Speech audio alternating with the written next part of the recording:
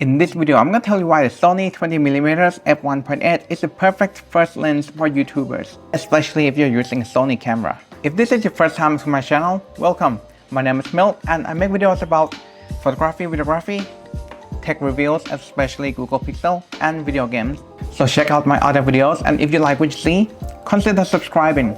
Now when I say this is the perfect first lens for YouTubers, I assume you're not making videos about wildlife photography, which in that case, you know you want a telephoto lens. Now let's dive into 10 reasons why this is a perfect starting lens for Sony camera owners. Oh, by the way, I'm filming with Sigma 28 to 70mm f2.8. Since this is about 20mm, I might as well switch the lens. And then I'm going to tell you the 10 reasons why the Sony 20mm f1.8 is the perfect first lens for YouTubers.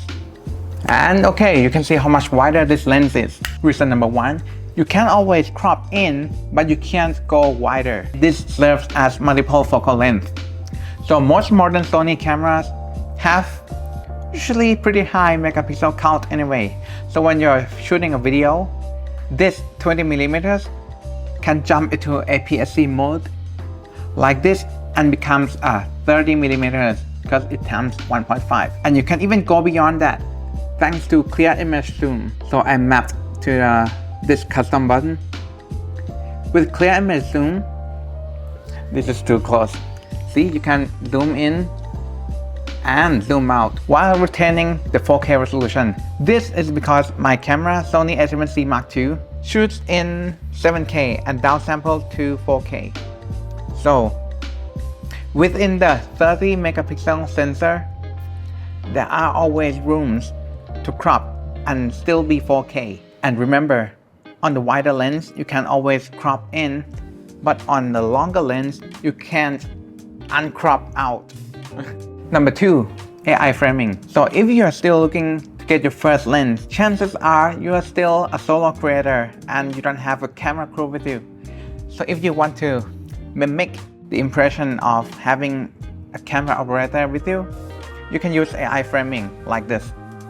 So with AI framing, the frame moves along with you, giving you the impression of having the camera being operated.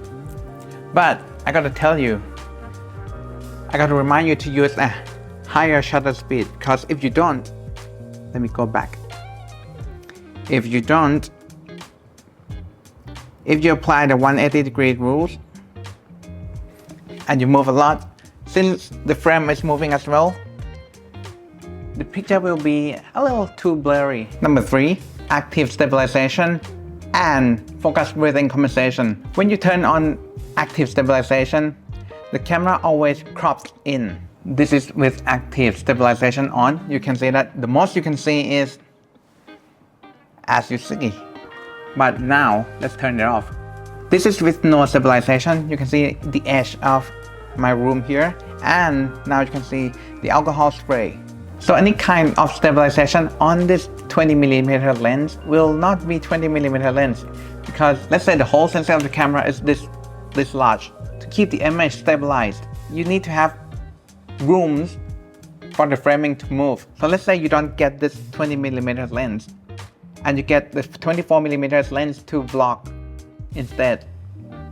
Your 24mm will not be 24mm. It will be closer to like 26, and that makes vlogging a lot harder if you don't have a wide enough lens. But if you use a 20mm lens and you turn on active stabilization, the camera will still be 21-22mm, which is still great for vlogging. Number 4, the 20mm focal length is more versatile than you think, and it's growing on me. You can even shoot portraits with it. So usually when people shoot portraits, they use 85mm, 50mm, and sometimes 35 for environmental portraits, right? Wide-angle portrait may be hard because you cannot control everything in the environment surrounding your subject, but the wide-angle lens can work for your advantages. Now you already see a lot of headshot portraits with 85mm. I think if or when you can make wide-angle portrait work, you can make anything work. And this brings me to my next point, which is this lens can focus really closely. Let's see. I'm almost touching the lens. And since it can focus really closely, you can get creative with it. You see a lot of wide angle fashion shoot, right? People reaching to the lens, distorting the fingers. Go ahead. Yeah, you can do that. The next point is the on-lens operation. This lens has autofocus, manual focus switch, a custom button, which I personally use for turning on and off AI framing. It also has a declick aperture ring, so you can change the exposure gradually instead of having it click, click, click from dark to brighter exposure. This is so great for video. Speaking of aperture ring, f1.8 is great for low light. Let me quickly explain why having the larger aperture is good. The lower the f number, the larger the aperture opens, the more light it can let in to hit your sensor. The more the light can reach your sensor, the less time you have to keep the shutter open in order to have a properly exposed picture. Let's say you are shooting people dancing in the club or in the party. If you want to have a subject clearly exposed and sharp, not blurry, that means you have to have a fast shutter speed, right? Now, if you use a lens with, let's say, f2.8, f3.5, the higher the number, the smaller the aperture. That means not enough light can reach your sensor in order to get the bright picture or have a sharp image.